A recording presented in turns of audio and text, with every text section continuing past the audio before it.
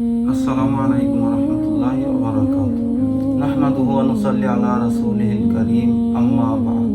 अऊज़ु बिल्लाहि मिनश शैतानिर रजीम। बिस्मिल्लाहिर रहमानिर रहीम। लिइलाफि कुरैश इलाफिहिम रिह्लतश शिताइ वस्सैफ फलियअबुदू रब्ब हाज़ल बैत अल्लज़ी अतअमहुम मिन जू' व आमनहुम मिन खौफ।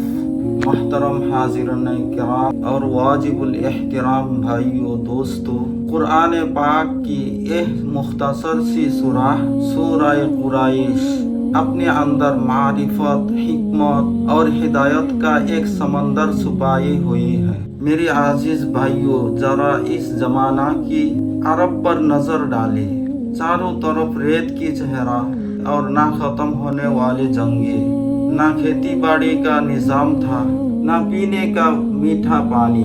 लोग एक दूसरे का माल लूट लेते थे, काफिलों पर डाके पड़ते थे और जान और माल का कोई तहफ़्फ़ुज़ नहीं था।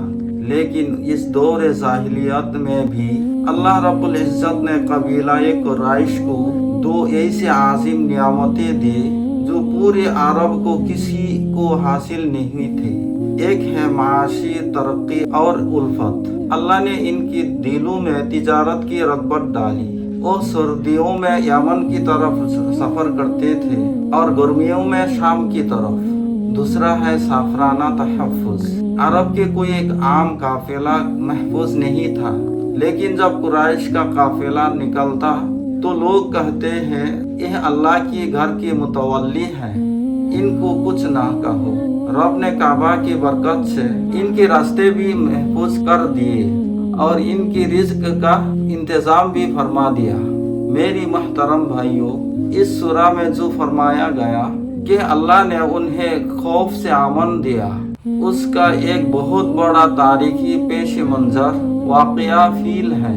हुजूर सल्लल्लाहु अलैहि वसल्लम की विलादत की कुछ ही अरसा से पहले जब अब्रहा अपने हाथियों की लश्कर के साथ काबा को ढाने आया तो मक्का वालों के पास उसके मुकाबला करने की ताकत नहीं थी।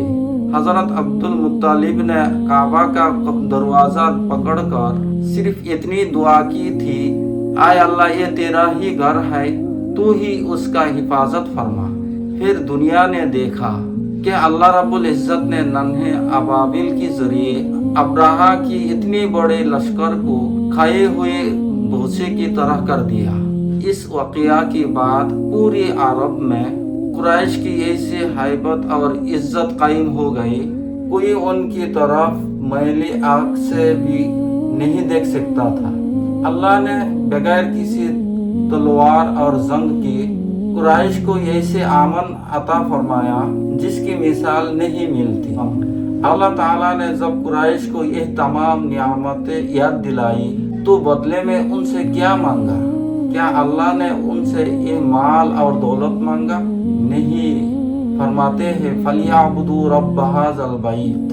बस उन्हें चाहिए कि वो उस घर का रब का इबादत करे। अल्लाह ताला फरमाते हैं कि आए कुरैश, ये तिजारत, ये मुनाफा, ये रास्ता की हिफाजत, ये तुम्हारे अपने तदबीर या जहानत की नतीजा नहीं है, ये इस रब का फजल है जिसके घर की तुम मुज़व्वर बने बैठे हो। लिहाजा जब नियामतें उस रब की हैं तो झुकना भी उसी रब के सामने चाहिए।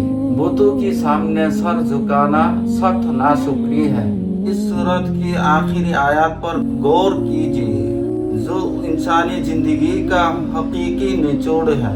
अल्लज़ी अतअमहुम मिन जू' व आमनहुम मिन खौफ। जिसने उन्हें भूख में खाना दिया और खौफ से आमन अता फरमाया। सुबहान अल्लाह। मेरे भाइयों, इंसानी जिंदगी की तमाम तर दौर धूप सिर्फ दो बातों के लिए है। पहला, प्लेट में खाना, जान और माल का अमन। अगर किसी इंसान के पास अरबियों रुपया हो लेकिन उससे अमन मैसर ना हो, बीमारी या दुश्मन का खौफ हो, तो वो दौलत बेकार है। और अगर अमन हो लेकिन खाने को रोटी ना हो तो इंसान जिंदा नहीं रह सकता। اللہ رب العزت فرماتے ہیں کہ یہ دونوں بنیادی ضرورتیں میں نے تمہیں بن مانگے عطا کی ہیں۔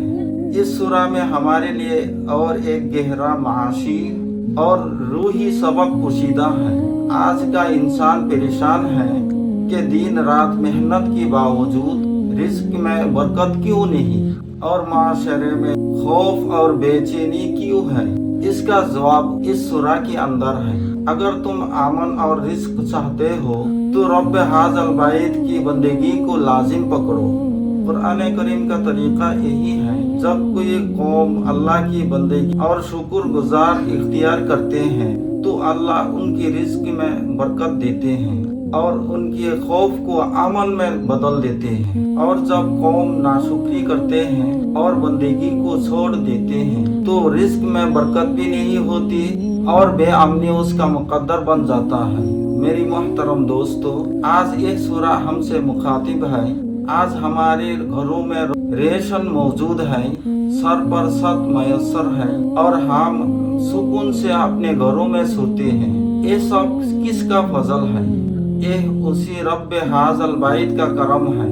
اگر رب نے رزق دیا ہے تو اس کا شکریہ یہ ہے ہماری کمائی حلال ہو اور اس میں سے غریبوں اور مسکینوں کی حصہ نکالا جائے۔ اگر رب نے امن دیا ہے تو اس کا شکریہ یہ ہے کہ ہم اس کے احکامات کی پابندی کریں، 5 وقت کی نماز قائم کریں اور اپنے سر کو اسی ایک رب کی سامنے جھکائیں۔ تو میری اللہ تعالیٰ سے یہی دعا ہے، اے اللہ ہمیں اپنے نعمتوں کی شکریہ ادا کرنے کی توفیق عطا فرما۔ اے پروردگار، ہمیں اور ہمارے تمام مسلمانوں کو رزق حلال کشادہ اور بابرکت عطا فرما۔ اے مالک الملک، ہمارے گھروں اور شہروں اور ملک میں امن سلامتی اور چین عطا فرما اور ہر قسم کی خوف سے محفوظ رکھ۔ اے رب ذوالجلال، ہمیں اپنی سچے بندگی اختیار کرنے اور کعبہ کی عظمت کو دل میں بسانے کی توفیق عطا فرمائے۔ وآخر الدعوانا ان الحمد للہ رب العالمین۔